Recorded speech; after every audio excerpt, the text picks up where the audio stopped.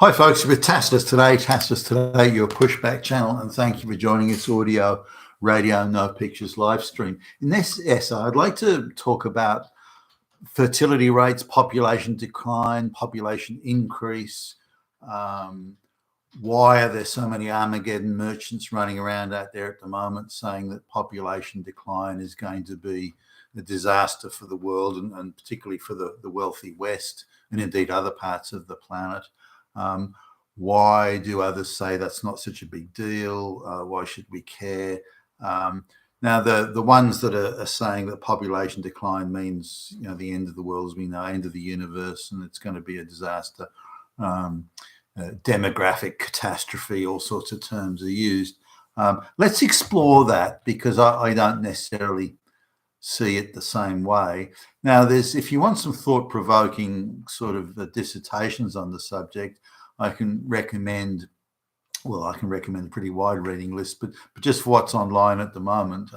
What stimulated me actually to do this video now rather than say leave it till later is a very good presentation from a guy from the Czech Republic called Kaiser Bausch. Now, Kaiserbausch, one word, Kaiser Bausch, and as I understand it, he lives somewhere around Prague in the Czech Republic. Now, in his presentation, and you don't have to agree with everything he says, by the way, but rather to appreciate the thought and the time and the questions that are raised that this guy's clearly put into it.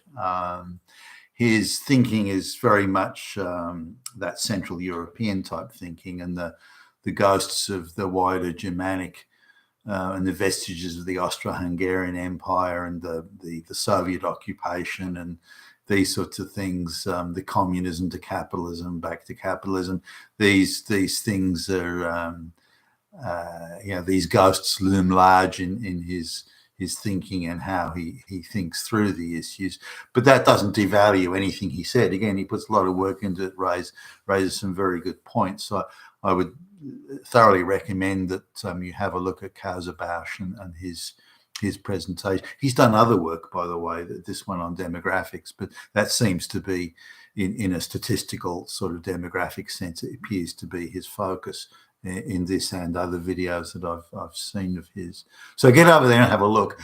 Coming now to the issue of, let's have a look at fertility rates. Now, fertility rates all across the West and other countries, China, South Korea, and so on, below, and even Eastern Europe, are below replacement rate. In some cases, well below, around 1.1 to 1.3, and even the more promising reproduction rates are in the 1.6 to 1.8 range. There's only third world, dirt poor basket case countries that have reproduction rates, higher than that. Places like Afghanistan and the parts of Africa and Ethiopia and this sort of thing. So I just want to talk about a number of things. Well, one of the things is that the propagandist claim is that you can't have a wealthy country unless you have a large growing population. Okay, all right, then let's examine that. Now, Africa for many decades has had huge population growth, 5, 6, 7, 8 children per woman. So very, very high fertility rates by any measurement. So why aren't those countries also rich? They're not. They're dirt poor fucking basket cases. So why is there a correlation between, or an alleged correlation between, high birth rates and a wealthy country? It's not true. The next argument is, well, if you get lots and lots of cheap labor, then you've got lots of cheap labor, profits are high, the country becomes fantastically rich. Okay, let's examine that one then. Again, we can go back to Africa or places like Afghanistan, or we can look at places that have vast populations. India, let's say India, Pakistan, Bangladesh, those vast populations of very, very cheap labor, incredibly cheap. So those must be rich countries. Well, no, their average per capita wealth is less than $2,000. They're at the very bottom end of the wealth scale. So all that massive amounts of cheap labor has no doubt. And India India has had cheap labour, masses of it, or the subcontinent more generally, has had masses of cheap labour for centuries. How come they're not rich? And so, okay, well that doesn't. There's no real correlation there either. So population mass and high birth rates do not translate into wealth at all. The next argument is, well, high birth rates and mass population do feed into wealth, provided there's a advanced capitalist infrastructure to feed all those cheap labour flunkies and peasants and stooges into. That also doesn't work unless there are mass labour requirements where the wage is a sustainable living wage. So if you're bringing masses of workers into a country that's actually automating and putting robots to work and so on, where the idea of mass factories and mass workers, in the model that Henry Ford and the Model Ford, the Model T Ford and all that sort of stuff kicked off, is that you have masses of workers on back in those days, $5 an hour, which was considered a huge wage, and consumer goods, mass consumer goods that require mass workforces and mass factories that go almost as far as the eye can see. And the cost of consumer goods declines at a fast rate, whereas wages on a relative basis are increasing. Then you have a mass consumer society consuming. That economic model is gone. It just doesn't exist anymore. Certainly, not in the architecture that was originally envisioned for mass workforces. So you don't need a mass workforce. So that doesn't seem to fit either. That you need a mass workforce for economies that are either sending jobs overseas, say in the case sending manufacturing jobs to China, or mass labour-intensive service jobs off to places like India, away from the West. Bear in mind the population of the Indian subcontinent is more than the entire population of the Western world, just to put some perspective on things there. So if you move all those people into the Western world, then white people in every country, just on the movements of the Indian population would be, or the Indian subcontinent population would mean Indians would be the majority in every single country, Western country in the world. As I've said in many videos before, Indians that are 4th, 5th, 6th generation Western born still see themselves as Indians and still do not want to integrate with the local population. Now, so this idea of population mass creates wealth, masses of low wage workers is the determinant of wealth, or feeding masses of workers into the modern day Western economies is going to be a determinant of wealth. That's all bullshit. Absolute nonsense. Dismiss it out of hand. Anyone that comes up with that sort of crap is talking absolute nonsense. So population growth is not relevant there. Now let's look at the modern day economy and even look at the mass migration that's currently happening, which is brutally destroying the wealth of the Western countries. Not for the 1 in every 350 of the elites.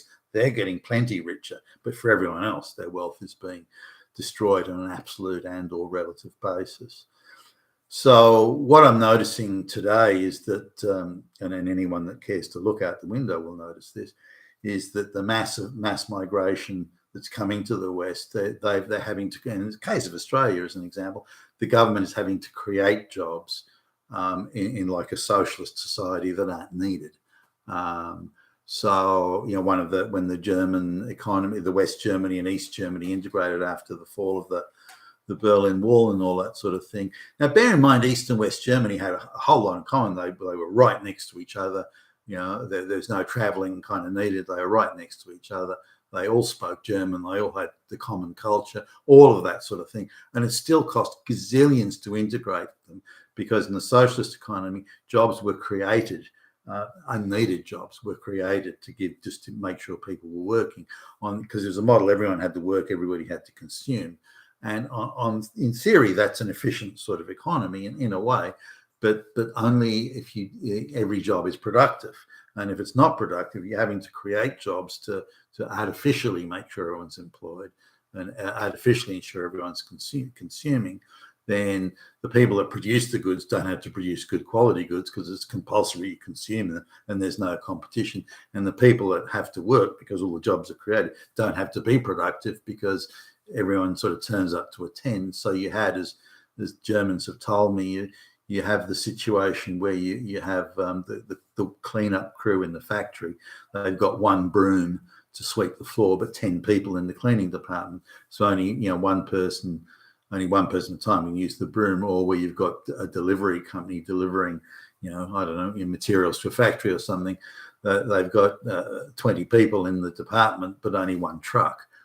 So only one person could be driving the truck at any one time. Yeah, that was their attitude to work and productivity and making sure everyone had a job and everybody was, in theory, at least doing something.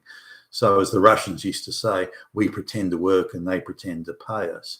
Now, given there's no competition to go run around buying, shiny new stuff in the shops, then the quality of the product is poor. The quality of the machinery doesn't have to be good, and all sorts of things. New technology isn't needed because new technology would reduce the amount of workers that would be needed, and so on. And if one company produces better quality goods and others have to, so why create a situation where A would compete with B, and so on and so forth. So when the German economies, this is East and West Germany, integrated, they were nobody had figured on the difference in productivity. So we're talking that the East German companies were approximately 10% as productive. I mean, this is a notional sort of view here. 10% as productive as the West Germans. So in order to make the East German economy productive, there were convulsive changes that were needed. But the end result was that the workforce shrank drastically from what it was. So they had, for example, I think the population was around 18 million. So they had 10 million or so, give or take, workers. They only actually needed 2 to 2.5 million workers maximum, and even then they were being generous given the economic conditions in East Germany. Now we're moving that way into the West, whereas the mass migrants of Indians come in. The government is simply creating jobs. Just creating them out of thin air. The jobs aren't needed. They're not productive. These people produce and create and build nothing. So they're just creating these jobs and funneling taxpayer money into it, using the public service, quangos.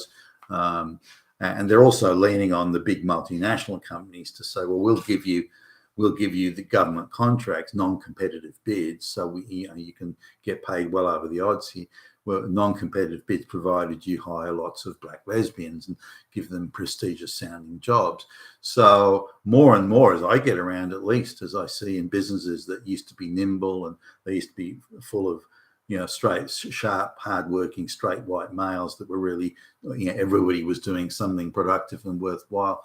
Now I go into these places and there are just armies of people that are doing nothing, that they've got no actual job. They've got no actual purpose. They're not required to produce anything or create anything or build anything. They're just there to look diversity, equity, inclusion, sort of to look pretty, the window dressing. So there's the amount of jobs that are being created in the West now, partly to accommodate mass migration and partly to accommodate affirmative action and race, gender quotas, all this sort of stuff. These jobs have been created, not real. And you look at the armies of diversity officers and the HR departments that are fucking colossal now, yet no one appears to be actually doing anything. They send reports back and forth to each other about how many black lesbians got employed this week, but they don't actually do anything. And more now, jobs are being divided and subdivided and then subdivided again. So you get the deputy assistant support trainee executive manager for toilet paper, counting paper clips, all this sort of silly, pointless jobs that actually don't exist. They don't do anything, but people can swan around looking very, very important and attending meetings and that maybe and for most, and that's all the fuck they do. They just attend meetings all day. and no one knows what the meetings were. There's no agenda to the meeting, and they just sit there and posture and pretend. Third world people, they love this. They absolutely love it. The Indians in particular, they can't get enough of this. These pointless meetings where they sit there and posture all day long, because that's all these, particularly the upper class Indians, that's all they fucking did in India. So they come here and they're offered that same sort of thing in a first world country and go, whoa, why have I made it? Have I struck it rich? So there's all these jobs being created that actually don't exist. They're not needed. And there's more and more of them. The more, as time goes on, as far as I'm observing, at least, the amount of jobs that are being created, most of the jobs being created are jobs that don't do anything or produce anything. They're not needed. They're just invented bullshit jobs. That's the same as you would see in a communist or over the top socialist country like the Soviet Union and East Germany back in the day, and so on.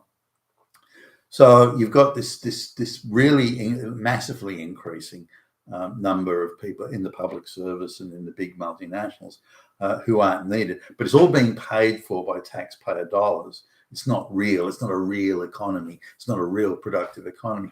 And as I've pointed out many, many times now, the top paid jobs in Australia are no longer private sector jobs.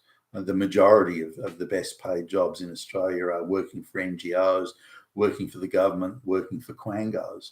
And I'm going to do a video on this, but there's a job that was posted, and I keep a watch on this. Once every couple of weeks or so, I'll have a look at just to see whether the number of private sector well-paid private sector jobs is increasing relative to NGO and government jobs, and it's not, by the way.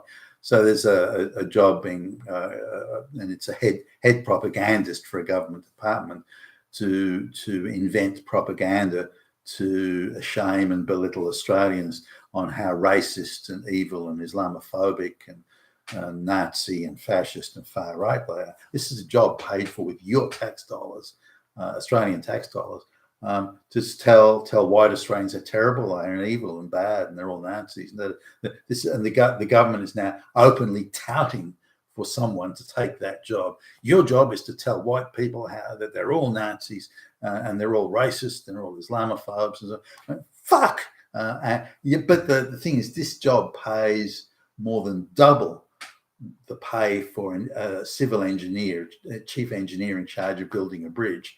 And this propaganda job pays double what the fuck the engineer gets paid. That's how bad things are, and how unproductive they are. So you've got this massive, catchment, if you will, of unproductive workers that are really the mirror image of what was happening in the socialist economies. This growing cohort of unproductive parasite workers being paid for by the taxpayer. Government running massive deficits to actually pay for all this as well. So we're talking millions now of workers that are in jobs that don't actually exist. They're invented. These people do nothing. They sit there all day. And the third world people, they love this shit. They pretend they're important and this sort of thing. But that's that. Now, given that growing number of workers in what I'll call the 100% unproductive sector, again, affirmative action, diversity, equity, inclusion, just finding jobs for the mass migrants that aren't needed and aren't wanted, which is 95% of them. Then we've got this growing amount of unproductive, pointless jobs, increasing fast. Right? The productive jobs are decreasing in not only in absolute terms, but in proportion to the total. So the most productive, most capable people, the most credentialed people in the Western economies are now the least employable people relative to the folks needed for these invented jobs. So we've got actually a decline in quality of people in employment, whether they're underemployed or unemployed or whatever the case may be. But the amount, and again, you see it on the job boards. Why is it that only of the top 100 best paid jobs in Australia, why is it only 18 of them are in the private sector and 82 are in the the non-wealth producing sector. That can't happen in a capitalist economy, but there it is. But it illustrates the point that the demand for capable, productive people, as in workers, I mean, it is actually declining, and declining sharply, by the way. It's not a small thing. So this is coming back to birth rate decline. So the amount of people actually needed as to power the economy, if I can use that term, is declining. Productive people to do it. So what do we actually need these people? Because they're net consumers of tax dollars and net consumers of wealth, not net producers of wealth. So that imbalance is going to have to unravel at some point. Now we can convert, let's say we convert everyone to universal basic income, then those sort of things don't matter. If we convert all consumption to effectively a socialist economy, so that there's a small elite of black rocks and so on that control everything that gets made, and it's only rented, we don't own anything, that conversion can possibly take place. I suspect it is. If we look at nanotechnology, where manufacturing ceases to exist as we know it, and everything is produced in a technological sort of environment, I don't know how that would work out in the overall terms, but clearly the technology, in theory at least, is there. If we look at, say, 3D printing, if we look at a couple of generations on of the technology of 3D printing, then pretty much anything can be, in theory, anything could be produced by 3D printing.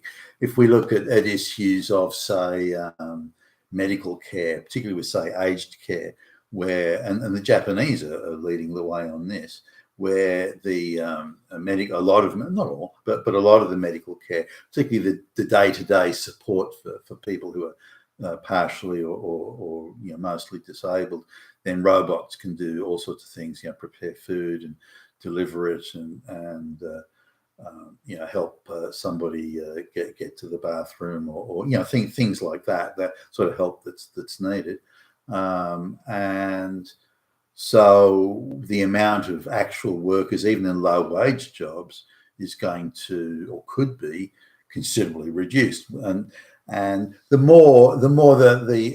greater the ratio of value add as an intellectual value add, even though the base of that requirement is declining in overall needed worker numbers, then labour is a very small component of this, given that robotisation and intellectual sort of property, very super bright, in effect, super bright people working with robots, then there's not many workers going to be needed there either.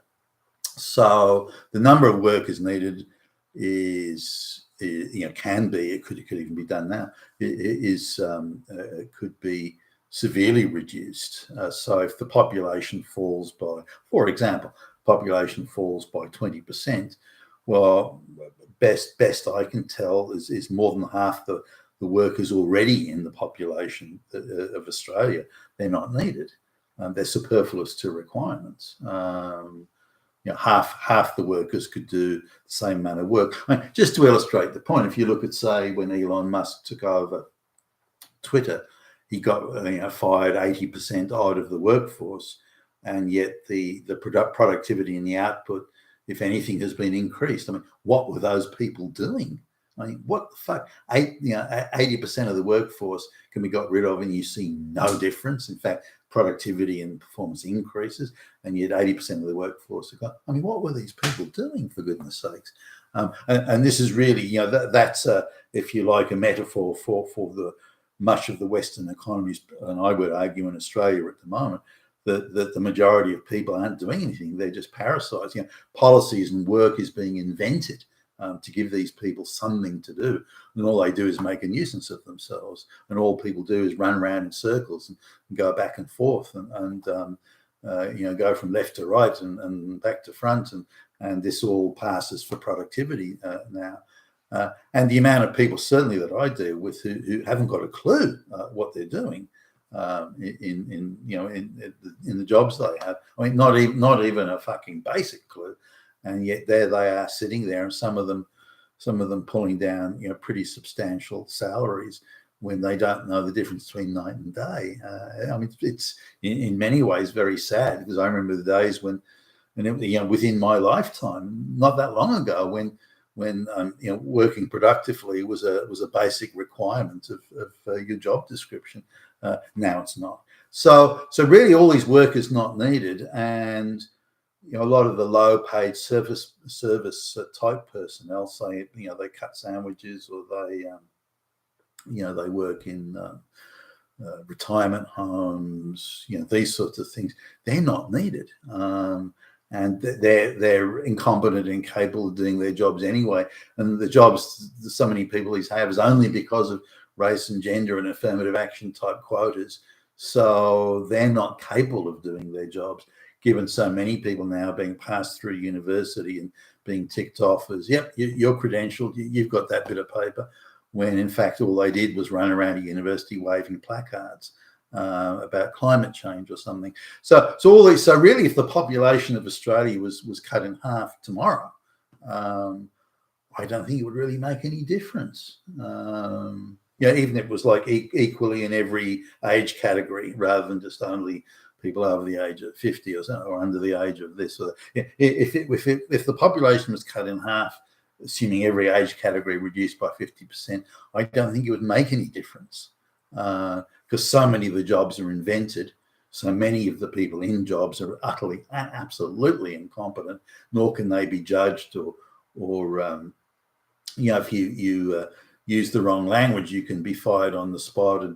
But if you're utterly incompetent and destroy everything and wreck everything, then if you're from a minority group, you can't be fired. You probably be promoted, for goodness sake. All these perverse incentives coming in there. So I don't see that population decline is a bad thing at all. I think we're in a situation where we can't reasonably or productively and sensibly employ the people we have. We're already down to a stage where 3 out of every 4 jobs is an invented job. It's not a needed job. And that's, I think, a great tragedy. But it illustrates, as far as I can see at least, the idea that population decline will not be a bad thing.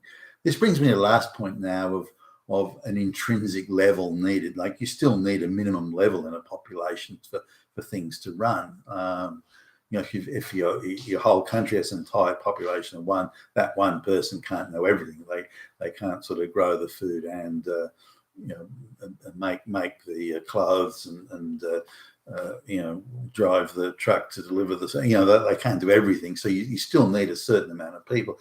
This comes down to sort of overall, a bit like Samuelson's economic theory of elasticity, that there's a certain threshold of people that you need as a minimum base level to be able to run all the things. You still need the guy to drive the truck, the person to help the woman deliver the baby, and the doctor and the person to grow the wheat and the corn. You still need a certain amount of people to do it.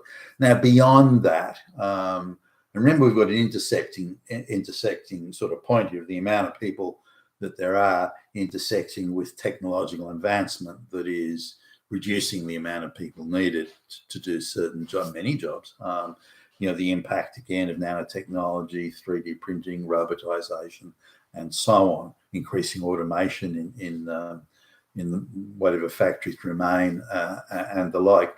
So you get that pressure coming in that direction, and efficiency and efficient use of resources and deployment of resources and so on, sort of coming at the other. And we've got the rapidly, brutally declining efficiency and application of resources, while at the same time advancing in technology. So what is the intrinsic population needed?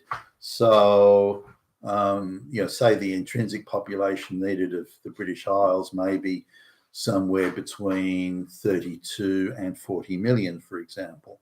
So that would suggest that there are 30 million plus people, more than 30 million plus people who are, and I don't just mean people who are old and retired. I don't mean that. I'm talking working age population is primarily what I'm referring to here. Is that the working population is between 30 and 45% too many, and either they're on welfare or they're on these invented jobs in the public service and the big multinationals and so on. So there's an intrinsic level that you need to have, but beyond that, what are these people? Wealth isn't increasing overall anymore in the West. The rapid wealth increases of the post-war boom and that's not increasing. And what they're doing is moving things around. They say, well, because wealth isn't increasing, then what we'll do is we'll just take wealth away from the middle classes and give it to the elite rich. And because we can't produce factories that have output that's profitable and productive, we'll just move all the profit making to artificial price increases in real estate or in the share market. And so just by moving things around and by lowering risks so that moral hazard is now a bigger issue, that's not a solution to anything. So I just to finish off here, I don't see population decline as being a bad thing at all. I see population increase as being selfishly and purely serving the interests of the 1 in 350 who can then use those things to artificially inflate their zero risk profit methodologies that is based around things like mass migration and artificial expenditure or using tax dollars to artificially inflate those profits. You've been with Tacitus today, your Pushback channel, and thank you for listening.